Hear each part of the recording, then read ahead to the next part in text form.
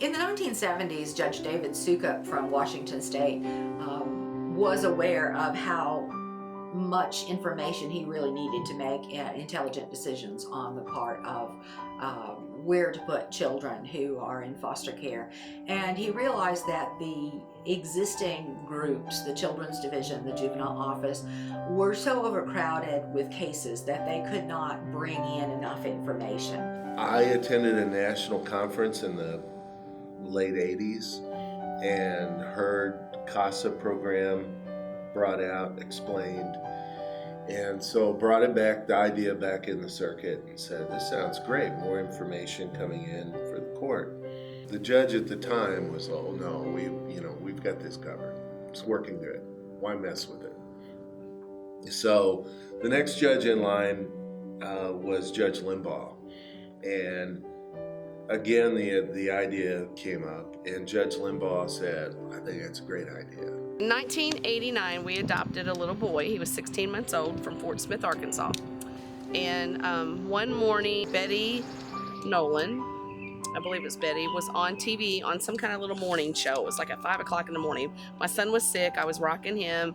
And Betty came on and was talking about this new program that was coming to Cape County. And it was CASA.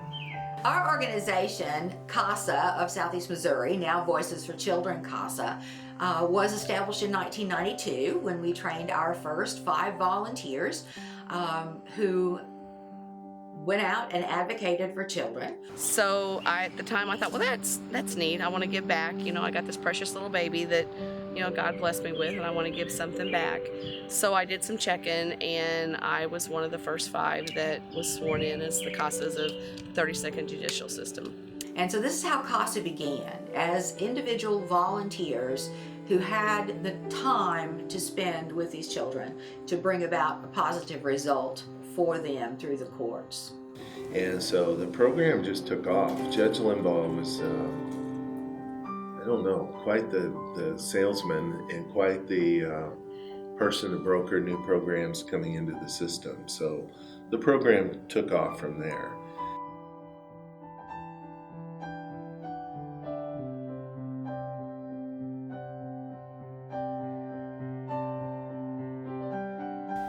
Well, at first I thought it was about me, what I was going to do.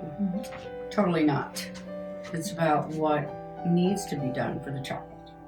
You have to keep your emotions in check because it's about the child's emotions. And it's given me a better understanding of how difficult it is for a child to go through the system. What I want from anybody that's involved in the case, first and foremost, is someone that's looking out for the best interest of the children. And the CASA volunteers that we've had come through the process and get assigned to cases, I've been very happy with the people that we have because that's really shown through. Having a CASA on your case gives, I believe, takes some of the stress off of you as a foster parent.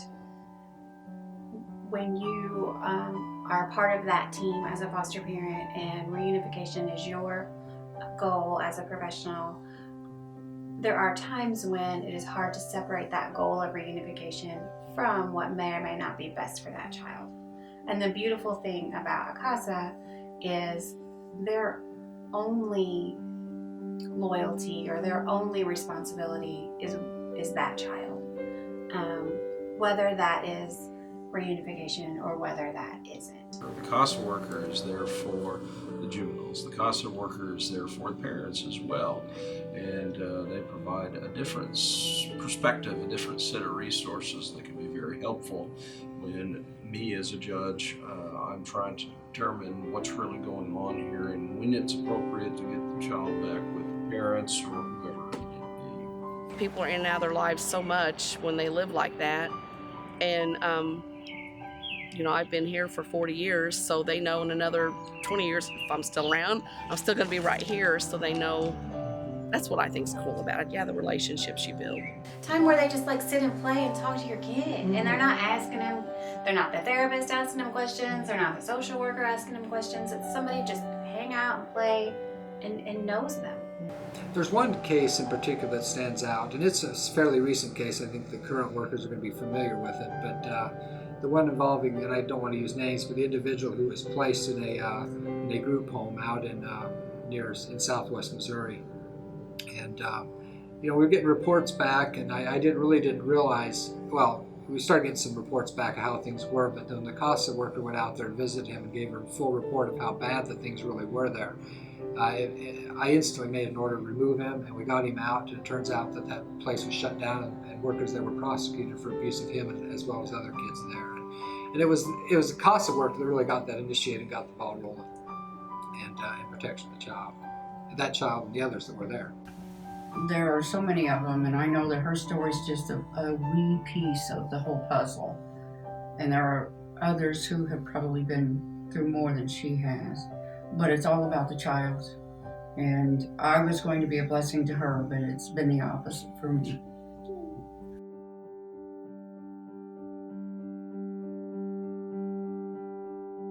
CASA currently has 45 volunteers. We're serving 73 children, but that is kind of a drop in the bucket compared to what we need to serve. We have 370 plus or minus children in care right now. Our caseloads were approximately 75 to 100 kids in care. And Stacy, what are they now? Over 300. Over 300. Over 350. Over 350, yeah. So, and I don't have any more juvenile officers than I had then. So and there's more legal work and twice the number of case hearings, and the time frames are a lot quicker than what they were then. So my guys are working at this super speed of trying to get cases in, dealing with more cases, and so the necessity of having other eyeballs on cases is very important. One of the statistics that has really gotten my attention as the executive director of CASA is that approximately 26% of our former foster children suffer from post-traumatic stress disorder. It's a very sad thing to me that our children suffer at this rate because of the trauma that they have gone through. So sometimes the advantages to having a CASA is they come alongside you and see the things that this child needs or that this child desires, and they can help you articulate that. Sometimes in an emotional situation where everyone is stressed or everyone's ideas or feelings are kind of at a high, that CASA is another voice of reason. I think the CASA volunteers are just uniquely situated to meet with these kids, and even though there are so many people involved in the process, sometimes other parties to the action are kind of seen as, from the state, or their roles are defined a little bit differently in the minds of the children, I think. And so a CASA volunteer, sole purpose, I think in the eyes of these children sometimes, is just to look out for them. And they feel much more comfortable being able to talk to them. And that's why it's just so important that we get more volunteers, we keep the ones that we have, so that when we close these cases out, those that have served in that capacity can continue to go on and serve in another case, and hopefully they'll spread the word so that we can get more and more. The thing that I like about CASA is that these folks are volunteers. They don't get paid for what they do, number one. And that gives me a sense of comfort that these people care about the people that they're dealing with. And sometimes these people that they're dealing with aren't always, they don't have the best luck, or they don't find themselves in a great situation. So it takes a good person to be able to do this, and I think it's rewarding for the CASA workers that I know personally, and some of whom I've had in the juvenile system when I was a practicing attorney.